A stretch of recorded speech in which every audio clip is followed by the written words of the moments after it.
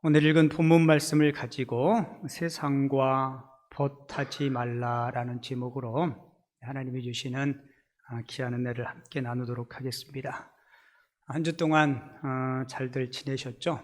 코로나 때문에 여러 가지 힘들고 마음이 위축되고 했지만 하나님께서 이 기간을 반드시 잘 통과시켜 주실 것이고, 이 어려운 때에 우리 자신들을 성찰하고 또 신앙의 내공들을 좀 쌓을 수 있는 그런 귀한 기회가 됐으면 좋겠습니다.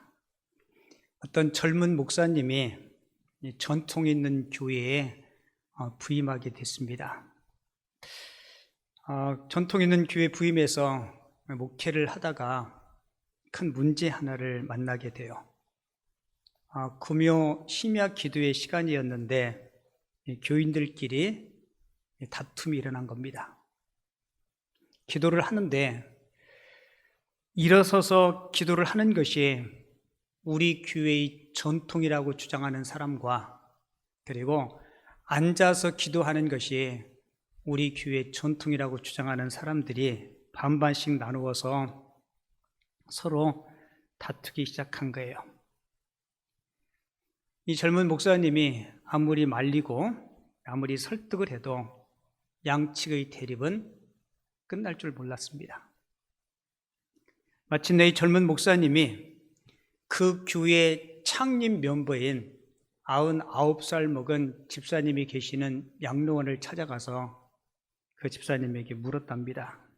집사님, 기도 시간에 성도들이 반은 일어서서 기도하고 반은 앉아서 기도하는데 도대체 우리 교회 전통은 뭡니까? 기도 시간에 회중들이 서서 기도하는 것이 우리 교회 전통입니까? 그랬더니 99살 먹은 이 개척 명바의 집사님이 아닙니다. 그러자 젊은 목사님이 그러면 앉아서 기도하는 것이 우리 교회 전통이군요. 그랬더니 그 나이 연세 드신 집사님이 그것도 우리 교회 전통이 아니라고 이야기했답니다. 그러면 이것도 전통이 아니고 저것도 전통이 아니면 우리 교회의 기도의 전통은 무엇입니까? 라고 물었더니 99살 먹은 그 연세 드신 집사님이 이렇게 얘기했대요. 우리 교회 전통은 절반은 서고 절반은 앉아서 서로 고함을 지르는 게 우리 교회 전통입니다. 라고 말했답니다. 여러분, 많은 사람들은 예배할 때 자기에게 익숙한 방식으로 예배하는 것을 좋아해요. 아마 기도도 그럴 거예요. 어떤 분은 좀 소리를 높여 기도하는 것을 좋아하는 분이 있고, 어떤 분은 조용히 묵상으로 기도하는 것을 좋아하는 분이 있습니다. 가끔 저에게 왜 김포 남현교회는 그렇게 통성 기도를 잘 안 합니까? 다들 조용히 기도를 하는 건지 마는 건지 그렇게 문의를 하는 분이 있어요. 자, 여러분 보세요. 예배는 내 입맛대로 드리는 게 아닙니다. 진정한 예배는 하나님의 뜻대로 드려야 돼요. 이게 전통적인 방법이냐 아니냐가 중요한 것이 아니고 예배의 본질이 무엇이냐가 중요한 것입니다. 형식도 중요하지만 더 중요한 것은 하나님이 얼마나 기뻐하시는 예배를 드리느냐. 여러분, 이게 중요한 거예요. 야고보가 강조하는 예배가 바로 하나님이 기뻐하시는 예배입니다. 하나님이 기뻐하시는 예배가 어떤 예배일까요?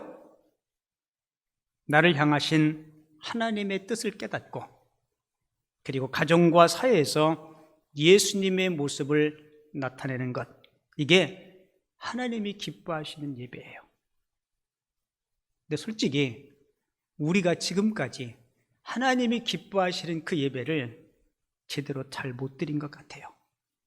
과연 나를 향하신 하나님의 뜻이 무엇인가? 그리고 나는 가정에서, 사회에서 예수님의 모습을 잘 드러내며 살았는가?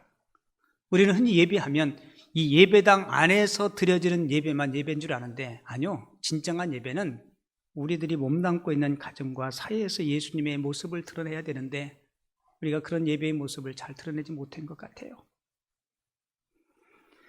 지난 인류 역사를 보면 과거도 그렇고 지금도 그렇고 쉼없이 갈등, 그리고 싸움, 전쟁이 계속 이어지고 있습니다.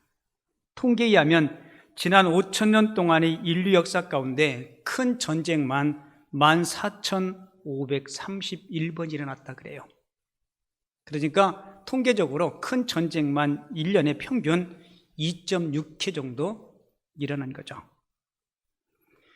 여러분, 지금도 우리 주변에 너무 쉽게 사람과 사람 사이에 서로 갈등하고 그리고 싸우고 전쟁 아닌 전쟁을 치르고, 여러분 TV 한번 켜보세요.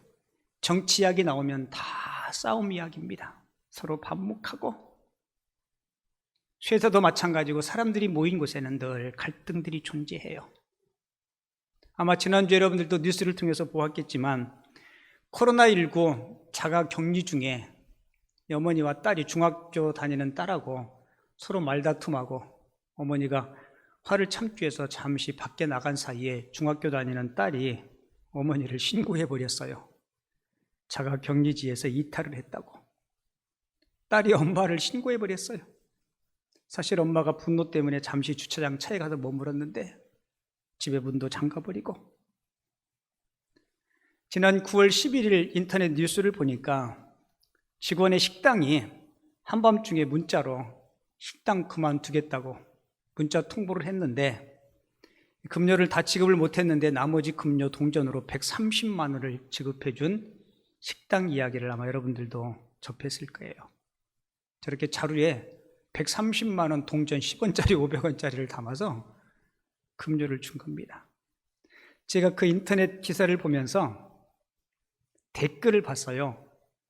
댓글이 제가 보았을 때 3,980개의 댓글이 달려있더라고요.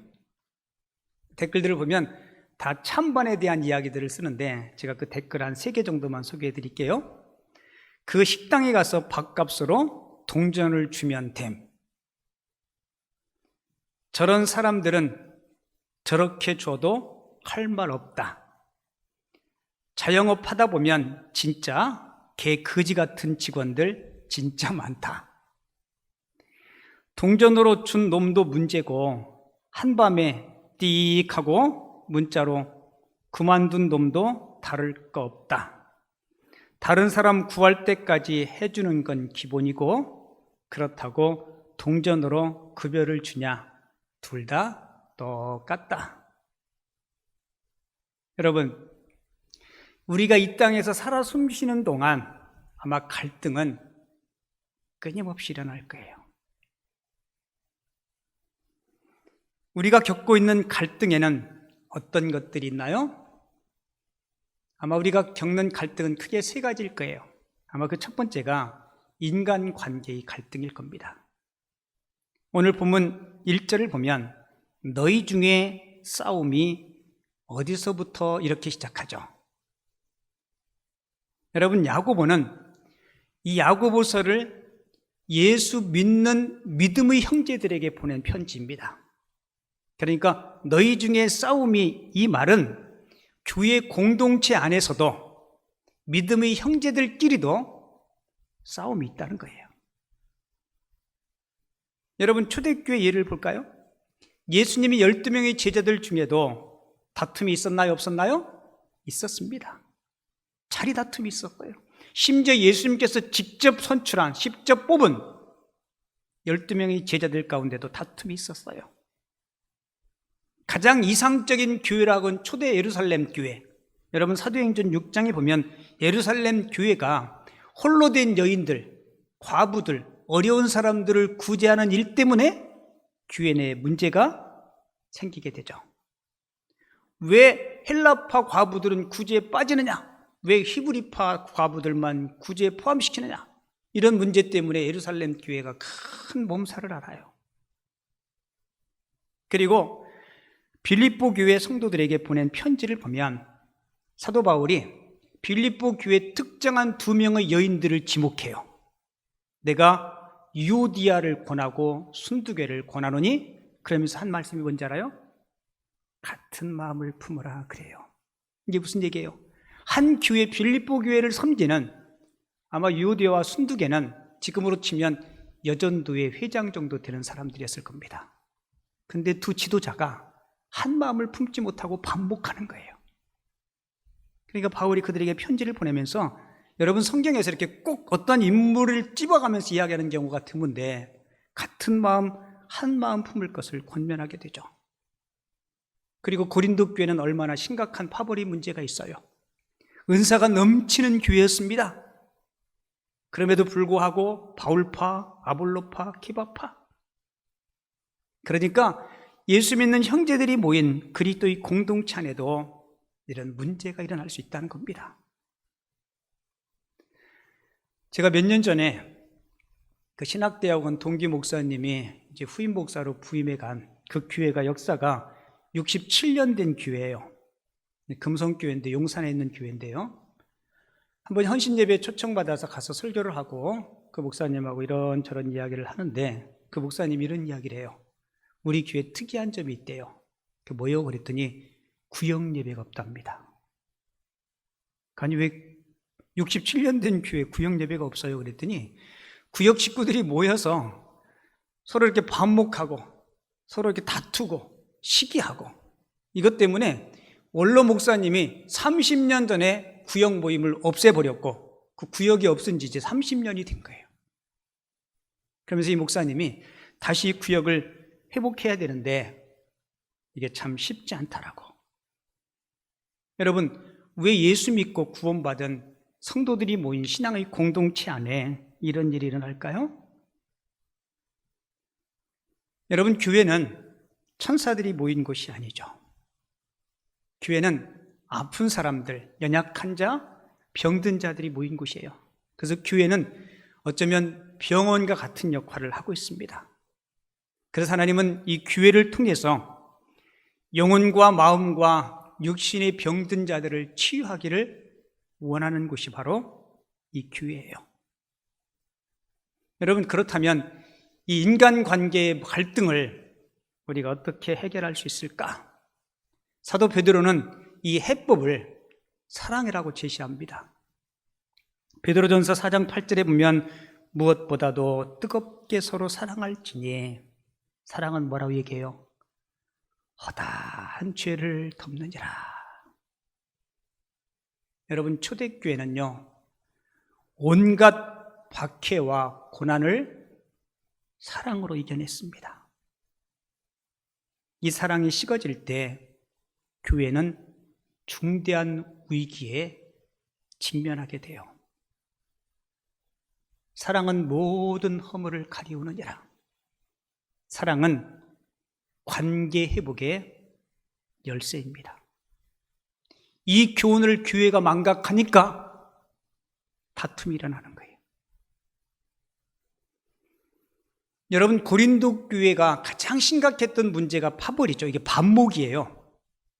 인간관계 하나 되지 못하는 것.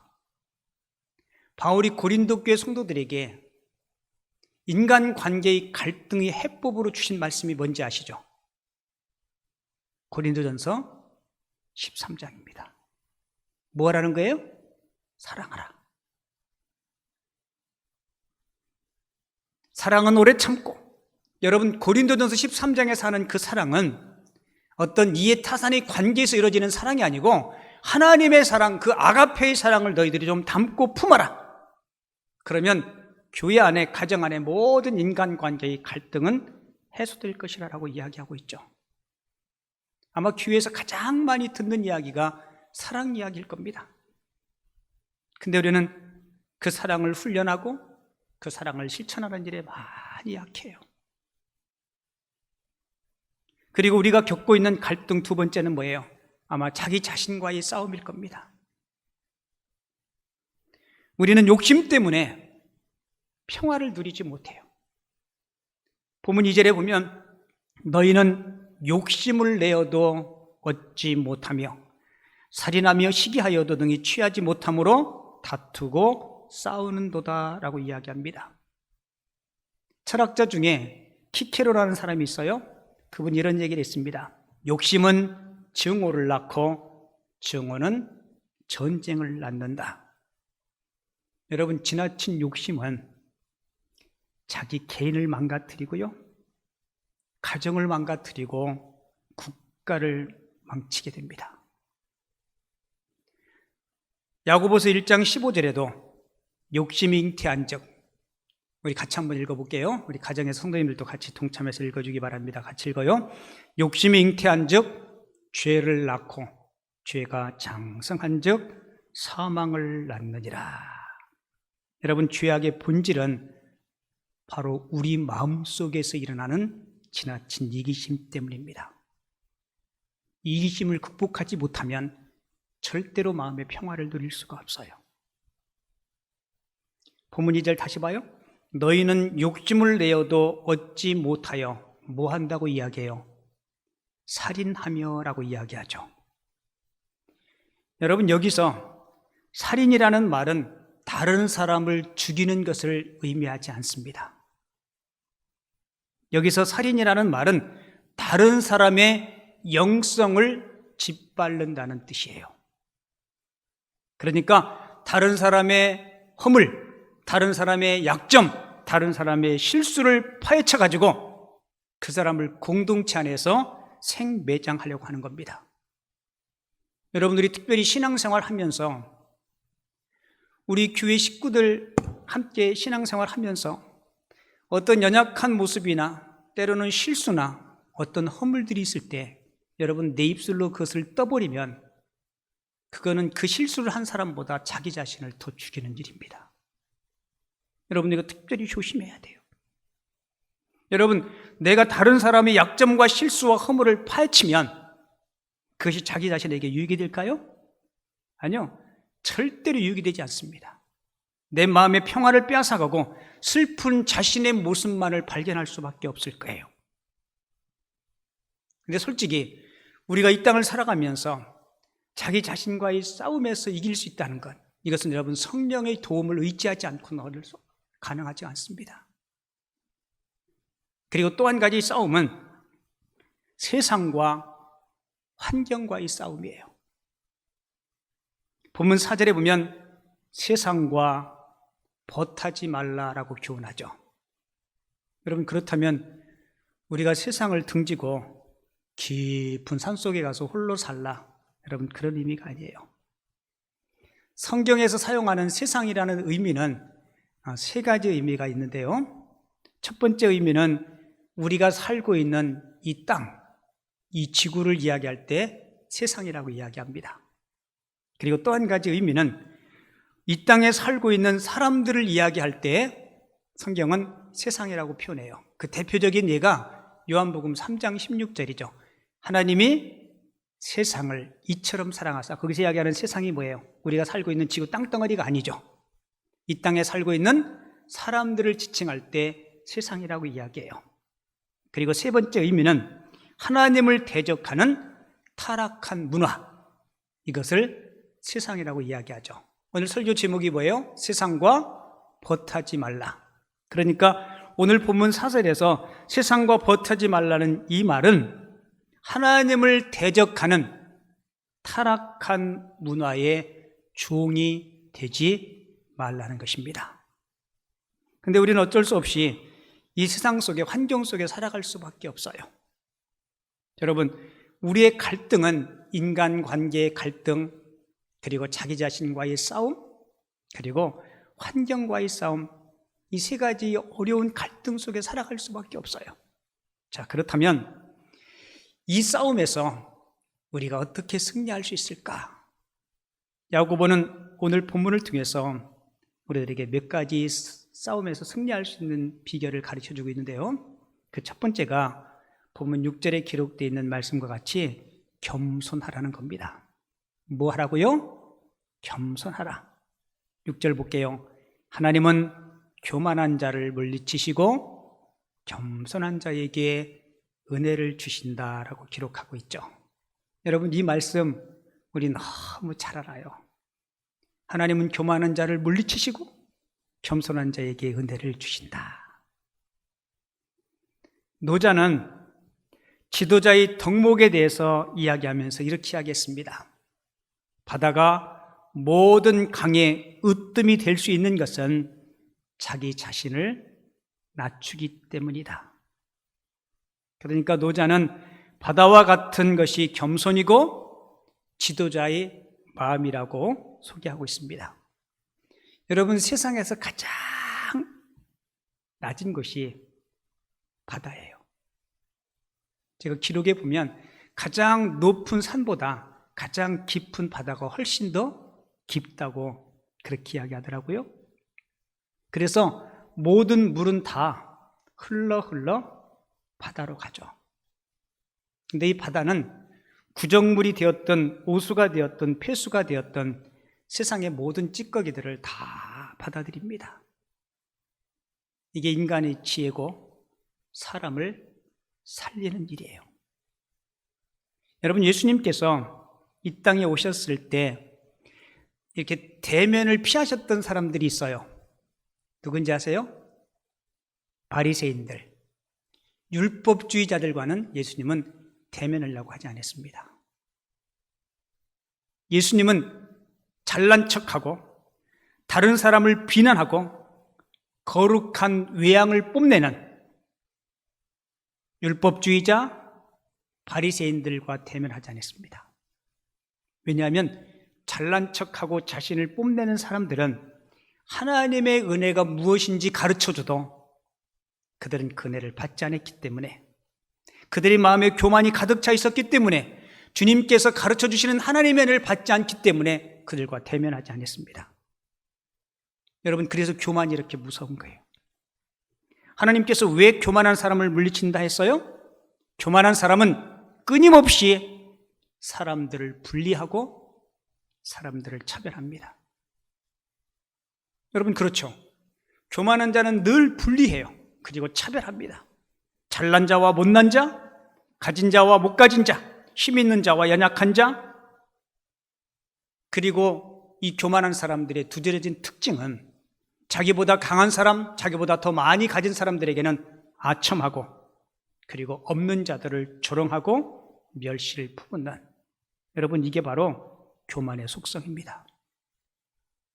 그래서 하나님은 교만한 자를 물리치시고 겸손한 자에게 은혜를 주신다라고 말씀해요. 여러분, 겸손이 뭐예요? 나는 아무것도 할 수 없습니다. 여러분, 사도 바울 보세요. 얼마나 능력이 많아요. 그런데 사도 바울이 겸손할 때 하나님은 겸손한 자를 통해서 하나님의 놀라운 능력들을 이루어 가시는 하나님이신 줄을 믿습니다. 그래서 우리가 싸움에서 승리하기 위해서 반드시 하나님을 의지하고 마음을 비우고 겸손할 수 있는 우리 성도님들 꼭 되시기 바랍니다. 그리고 두 번째로 하나님께 복종하셔야 돼요. 7절에 보면 그런즉 너희는 하나님께 뭐 하라고요? 복종할지어다라고 이야기하죠. 여러분, 이 복종은 여러분들이 잘 알다시피 군대 용어예요. 하나님께 복종하라, 이 말은 하나님의 포로가 되어서 무조건 순종하라는 겁니다. 네 이성, 네 경험 다 내려놓고 하나님 앞에 순복하라는 거예요. 여러분, 인생의 모든 해법이 여기에 있습니다. 인생의 불행의 시작과 전부가 하나님의 말씀에 불순종한 데서 기인해요. 그러니까 인생의 모든 문제와 아픔을 해결하기 위해서 우리는 하나님의 말씀에 무조건 복종해야 됩니다. 사실 이 재난도 다 인생들이 하나님의 말씀에 불순종한 거예요. 제가 이렇게 설교 준비하면서 이 설교 원고에다가 그 옆에다가 연필로 이렇게 써놨어요. 사실 하나님의 말씀은 단순 명료하죠, 그죠? 그 뭐예요? 하라는 거 하고 하지 말라는 거 하지 않으면 되는 거죠. 근데 굉장히 단순 명료한데 그게 삶 가운데는 참 잘 안 돼요. 저도 여러분들도 이제 하나님의 말씀 받았으니까요. 하나님께서 뭐라고 말씀하시면 그냥 토달지 말고 따지지 말고 하나님의 말씀이라면 그냥 묵묵히 순종할 수 있는, 그래서 험악한 세상 속에서 싸움에서 승리할 수 있는 하나님의 사람들 꼭 되시기 바랍니다.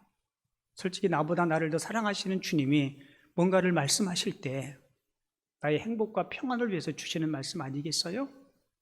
그래서 하나님의 말씀에 우리 모두 순종이라는 말보다 복종합시다. 아멘이십니까? 그리고 세 번째로 인간관계 그리고 자신과의 싸움, 환경과의 싸움에서 승리하기 위해서 우리 자신을 깨끗이 해야 돼요. 회개하셔야 됩니다. 9절 볼게요. 죄인들아 손을 깨끗이 하라. 두 마음을 품은 자들아 마음을 성결하게 하라. 여러분, 옛날 제사장들이 지성소에 들어가기 전에 물두멍에서 손을 씻었죠.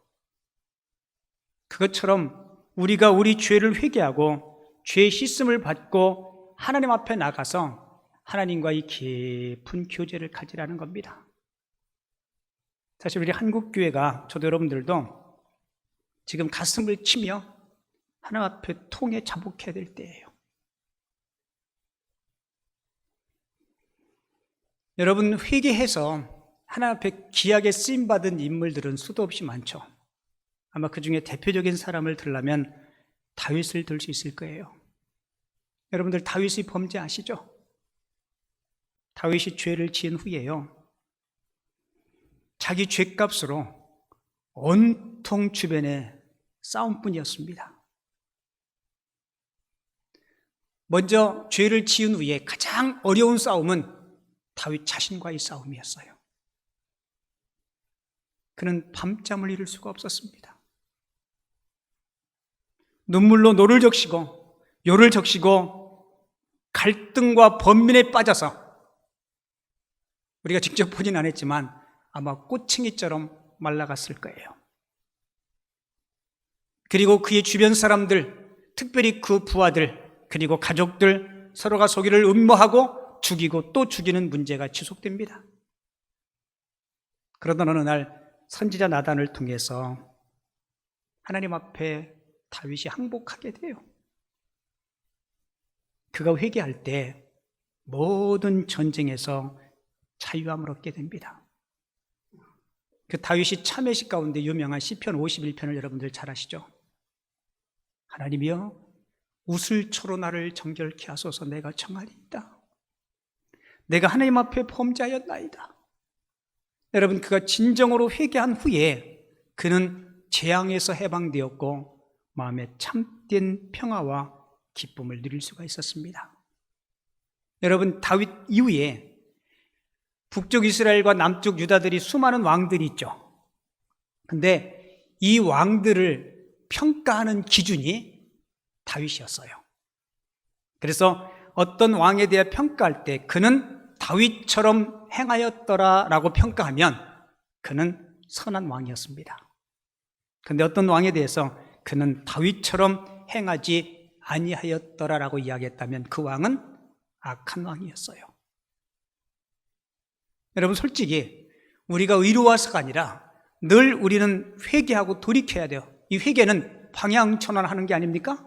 세상을 향해서 나의 인생의 발걸음을 내딛었다면 이제 하나님을 향해서 나의 발걸음을 내딛기로 결심하고 다짐하고 힘찬 발걸음을 내딛는 것, 여러분, 그것이 참된 회개인 겁니다.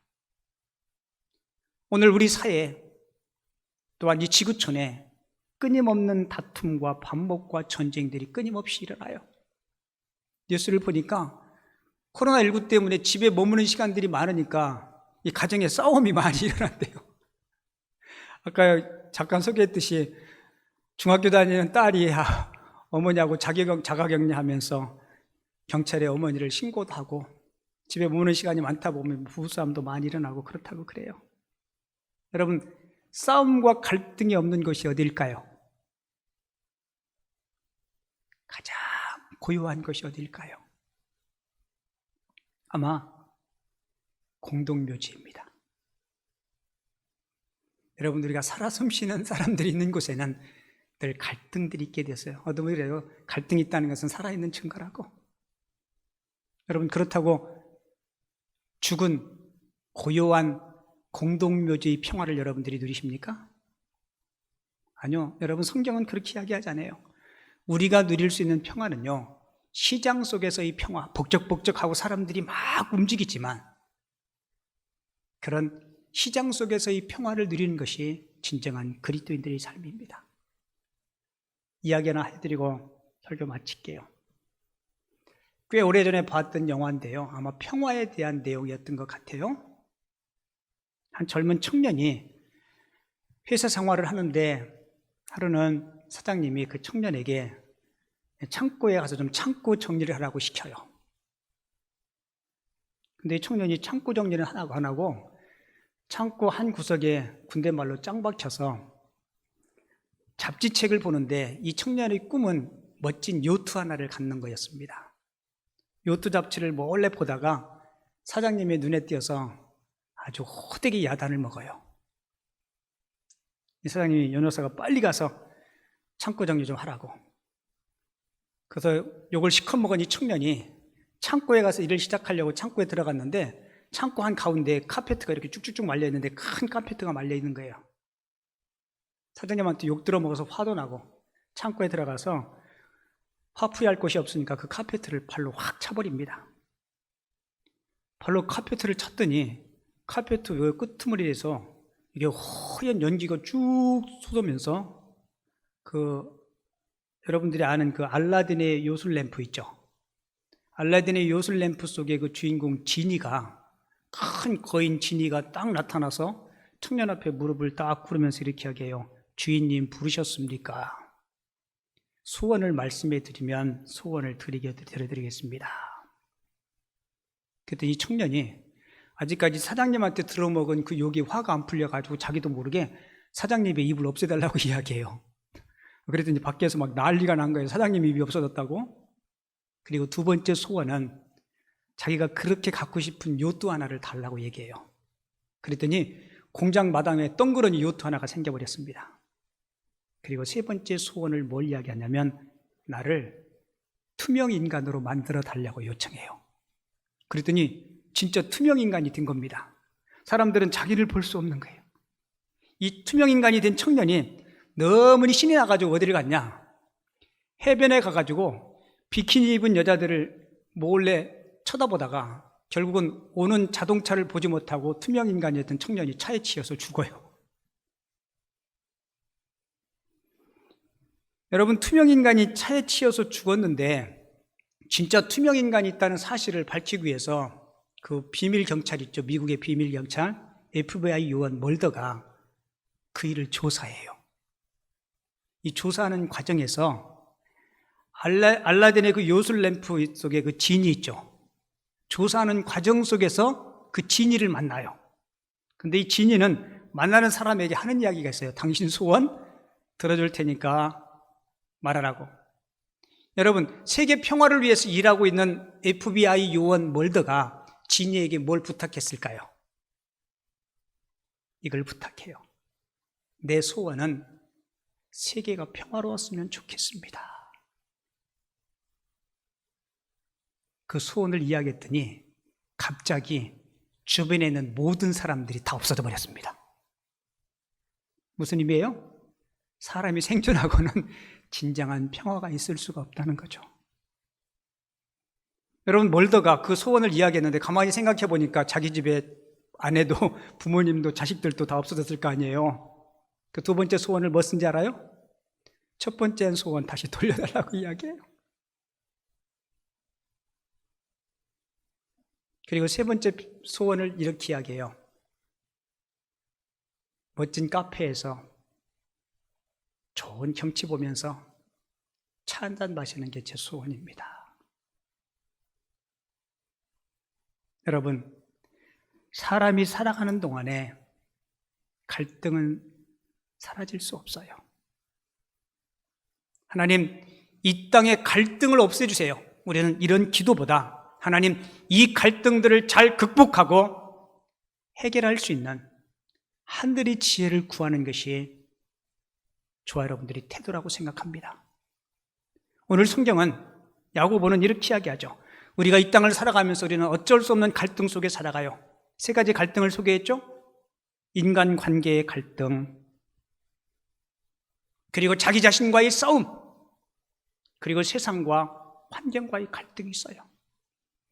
이 갈등을 해결하기 위해서 하나님께서 야고보를 통해서 우리에게 주신 교훈 세 가지가 뭐예요? 겸손하라는 겁니다. 그리고 하나님의 말씀에 토달지 말고 그 말씀에 복종하라는 거예요. 그리고 하나님 앞에 거룩함으로, 회개함으로 우리가 그러한 삶을 살 때 나 자신을 통해서 가정이 화목하고 우리 사회와 우리가 살고 있는 이 땅, 살만 나는 사회로 만들 수 있는 귀한 도구가 될 줄을 믿습니다. 사랑하는 우리 모든 성도님들, 오늘 주신 말씀 꼭 마음판에 새기고 하나님 앞에 성결하고 하나님의 말씀에 순종하고 늘 겸손함으로 작은 예수로서의 삶을 살아갈 수 있는 하나님의 사람들이 다 되어줄 수 있기를 주님의 이름으로 축원을 드립니다. 함께 찬송하겠습니다. 357장.